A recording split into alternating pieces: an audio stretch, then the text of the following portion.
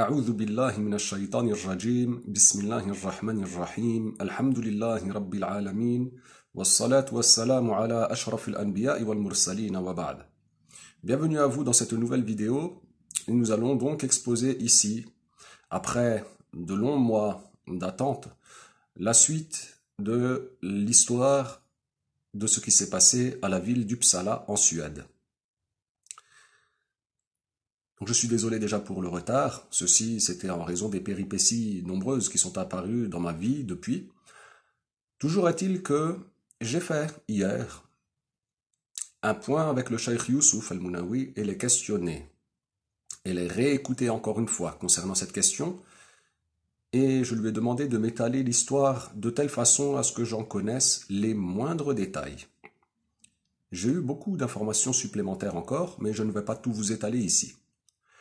Ici, la question revient à quelle était donc cette mas'ala?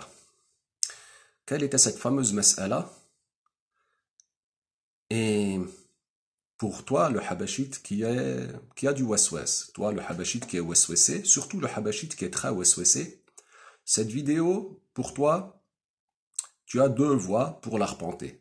Soit tu as trop peur parce que tu es trop waswasé, cas dans lequel je t'invite à cliquer sur fermer cette vidéo et à aller regarder les vidéos des falsifications, ce qui sera plus adapté par rapport à tes craintes.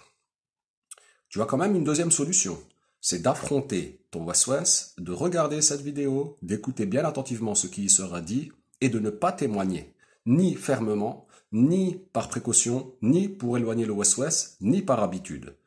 Simplement, écoute, comprends, et ne tremble pas sur tes bases. Tu es un musulman, tu n'as pas à douter de ton islam pour un oui ou pour un non. D'accord? Nous allons aborder d'ailleurs cette question. Courage à toi.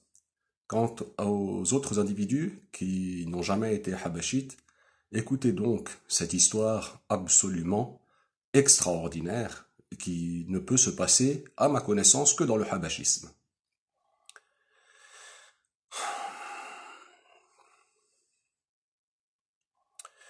Alors, le Cheikh Abdullah a été questionné par une personne concernant une certaine question par rapport à celui qui douterait d'avoir fait une mécréance. Bon, une question somme toute habituelle. Puis, donc tout ceci, ça s'est passé à la ville d'Uppsala, en Suède. Qu'est-ce qui s'est passé? Il s'est passé donc qu'un individu est rentré chez le Cheikh Abdullah, rahimahullah, et qui lui a demandé la question suivante. Il lui a demandé une question concernant celui qui doute de son islam, et le Cheikh Abdullah aurait donc, selon cet individu, expliqué que celui qui doute de son islam sans raison aucune, celui-ci ne mécroit pas. Quand cet individu est sorti, il a expliqué ceci au Cheikh Youssouf, qui a renié. Il a dit, mais non, le Cheikh ne dit pas ça, vous n'avez pas compris ce qu'il dit. Alors l'individu, il a été embêté, il s'est dit, mais attends, je comprends quand même ce qu'on me raconte. Il est retourné chez le Cheikh Abdullah et il lui a reposé la question. Alors, ce qui s'est passé, toujours selon cet individu, c'est que le Cheikh Abdullah aurait donc confirmé à nouveau que oui, celui qui doute de son islam sans raison aucune, alors celui-ci ne mécroirait pas. Alors d'autres individus sont entrés à leur tour. La mas'ala a commencé à faire du bruit. Ils sont rentrés les uns après les autres et ont questionné le Cheikh Abdullah, le questionnant encore et encore. Les réponses du Cheikh Abdullah, selon toute personne qui est entrée, se sont toutes avérées être à chaque fois les mêmes compréhensions. Ils ont toujours compris la même chose, à savoir que le Cheikh Abdullah expliquerait que celui qui doute de son islam, sans raison aucune, comme ça, eh bien, qu'il ne mécroirait pas. Ceci est allé même jusqu'à l'explication que le Cheikh Abdullah aurait expliqué que même si il aurait un penchant supérieur au fait qu'il aurait mécru, qu'il serait mécréant, quand bien même ceci serait dans son cœur, c'est-à-dire là, à plus de 50%, qu'il serait mécréant, même si ceci ça serait dans son cœur, sans raison aucune, hein, sans raison aucune, alors là encore, il ne mécroirait pas. Plus encore, il expliquait, toujours selon toutes ces personnes, que le cheikh Abdullah, donc, il expliquait que celui qui le déclare mécréant, alors c'est lui qui mécroirait. Je répète, que celui qui déclarerait mécréant une personne qui douterait de son islam sans raison aucune, alors ce serait celui qui le déclare mécréant qui mécroirait. Alors ceci, ça a fait un tollé, puisque dans la Jamaïa, ils enseignaient que celui qui doute de son islam sans raison aucune, il mécroirait, conformément à l'enseignement que donnait la Jamaïa et à l'enseignement que donnaient les savants. C'est d'ailleurs pourquoi le Cheikh Youssouf al-Mounawi leur disait « Mais non, mais ça marche pas cette histoire. Mais regardez, l'imam al-Ghazali, il dit dans tel livre, et tel savant, il dit dans tel livre. » Par exemple, il expliquait que l'imam al-Ghazali expliquait que celui qui dit « Je suis musulman, incha'Allah », ceci en doutant de son islam, sans raison aucune, celui-ci mécroit. Alors ils ont même présenté ce livre-là au Cheikh Abdullah, qui aurait donc expliqué que maintenant, c'est pas comme vous l'avez compris, etc.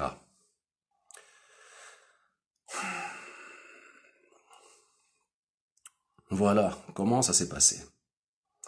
Alors, suite à cela, comme l'a expliqué le Cheikh Youssouf,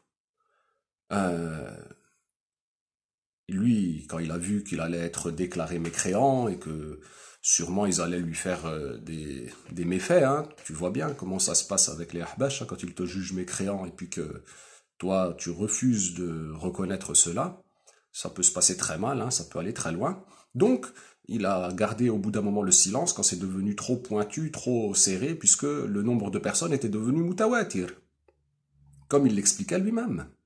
Alors, ce qui s'est passé, c'est que le Cheikh Abdullah, le lendemain, donc il a convoqué les gens, sachant que auparavant, il y avait déjà commencé, les Ahbash avaient déjà commencé donc à témoigner, selon eux, pour entrer en islam, pour avoir enseigné la vérité en réalité, à savoir que celui qui doute de son islam sans raison, il mécroit.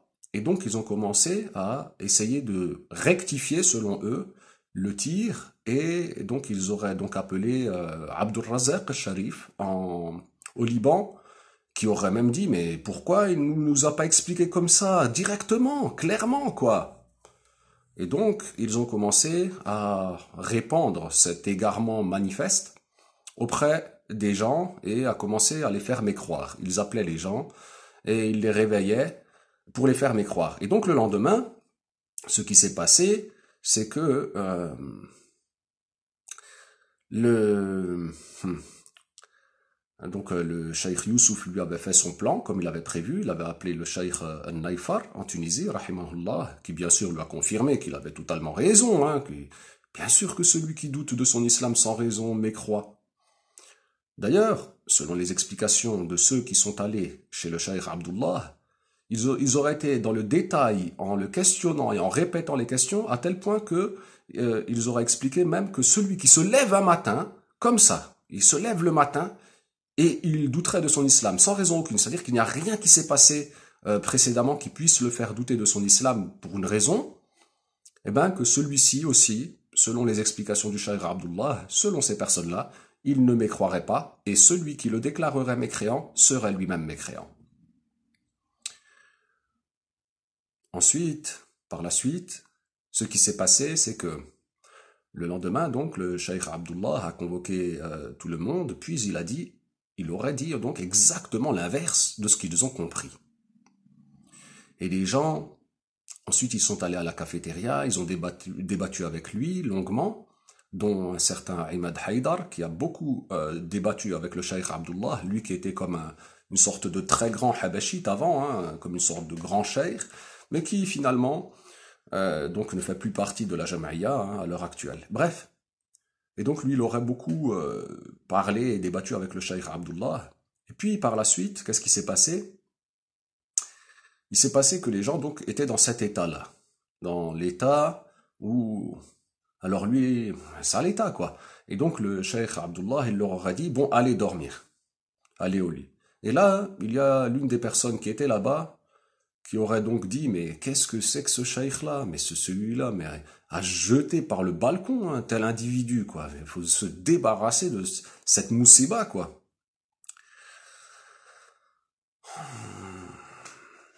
Voilà la situation, et voilà l'histoire de Uppsala. Donc le cheikh Abdullah, il a renvoyé les gens au lit. Eux, ils avaient bon, pire que Fukushima dans la tête, et eux, donc après, ils ont avisé qu'il fallait qu'ils témoignent à nouveau, et donc ils appelaient leurs épouses qu'ils avaient fait mécroire, en réalité, elles étaient musulmanes, ils les avaient fait mécroire pour soi-disant renouveler le contrat de mariage, et donc ensuite ils les ont appelés à nouveau pour leur dire non mais en fait on avait on était sur l'islam, et c'est nous qu'on vous a fait mécroire avec cette mas'ala, donc maintenant il faut revenir à l'islam à nouveau. Vraiment. Voilà la terrible et inoubliable histoire du Psala. Ensuite, quant à certains commentaires et certains débats qu'il y a eu concernant la vidéo 1, alors, sachez que le Cheikh Youssouf ne confirme pas à l'heure actuelle ni que le Cheikh Abdullah aurait dit, ni qu'il n'aurait pas dit. Il reste dubitatif sur cette histoire-là, et nous ressortirons sûrement d'ici peut-être quelques années, Inch'Allah Azza wa Jal, l'enregistrement de ce qui s'est passé à la cafétéria, aussitôt que nous aurons remis la main dessus, puisque cet enregistrement, sans doute aucun, Inch'Allah, ressurgira à l'avenir. Et nous pourrons écouter ce qui s'est passé de façon claire et nette.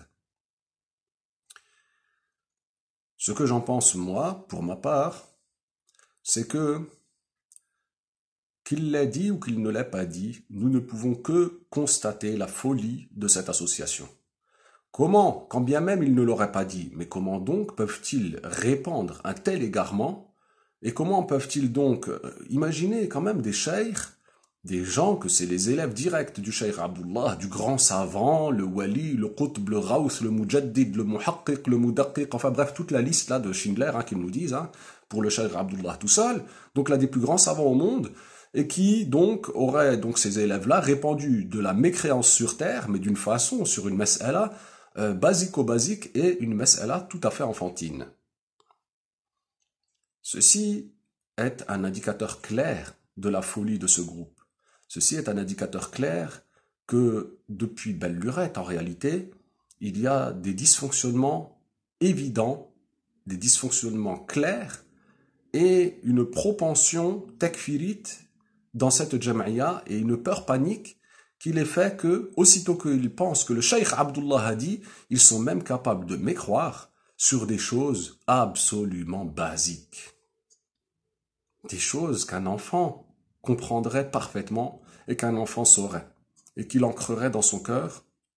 Eh ben les voilà des adultes, des cheikhs avec des imams, des docteurs, bref, qui mécroiraient, mais sur une question, mais vraiment incroyable, quoi. C'est incroyable cette histoire. Voilà, l'histoire de la tristement célèbre, maintenant, histoire du Psala.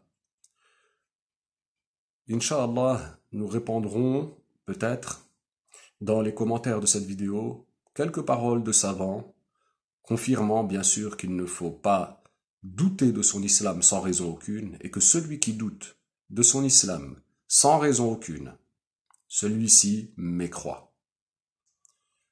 Telle est la triste réalité, et je vous laisse donc tirer vos propres conclusions. Barakallahu fikum, walhamdulillahi awwalan wa akhira.